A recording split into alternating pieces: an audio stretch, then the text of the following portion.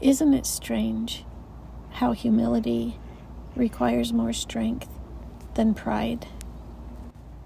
I am more and more convinced that pride is just a mask over our weaknesses. I used to think that my strength lived in my spine, and that if I just stood up straight enough, if I just lifted my chin high enough, if I just gritted my teeth hard enough, I could get through any storm coming over the horizon. Oftentimes, our pride isn't even about us. It's about the way we appear to others. Our pride is a veneer covering up the truth of us. We think it makes us look strong, when really it's just putting a barrier between us and others, and more importantly, between us and God. It takes a much stronger person to be humble, but I think humility is required in order for us to really find peace and joy, and it's definitely required in our walk with God.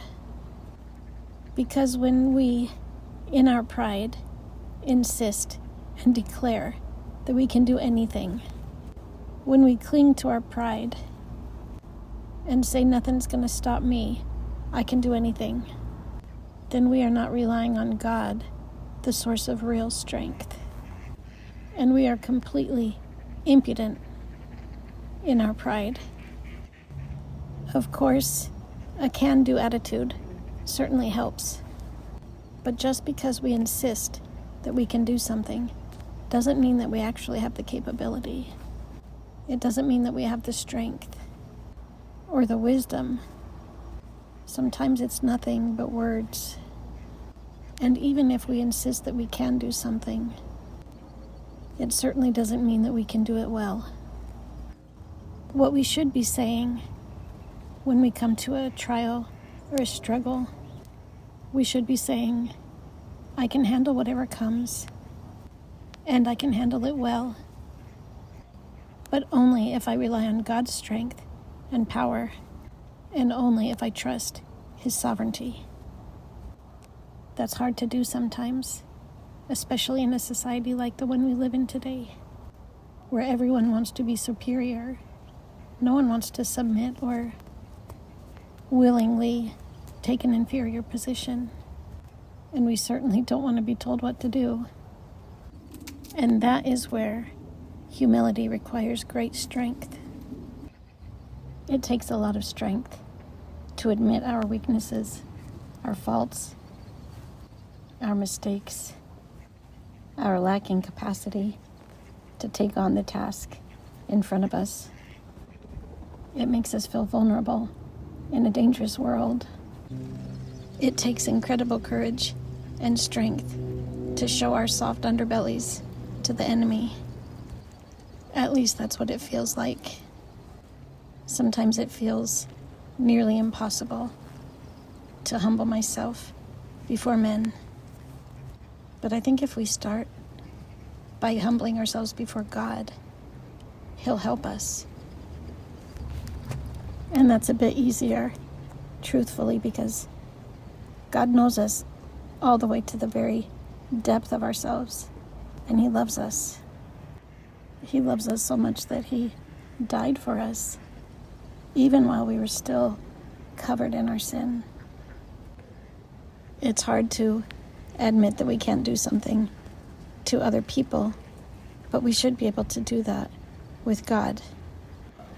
He sees every single struggle. He hears every word. He sees every tear. He knows your every thought.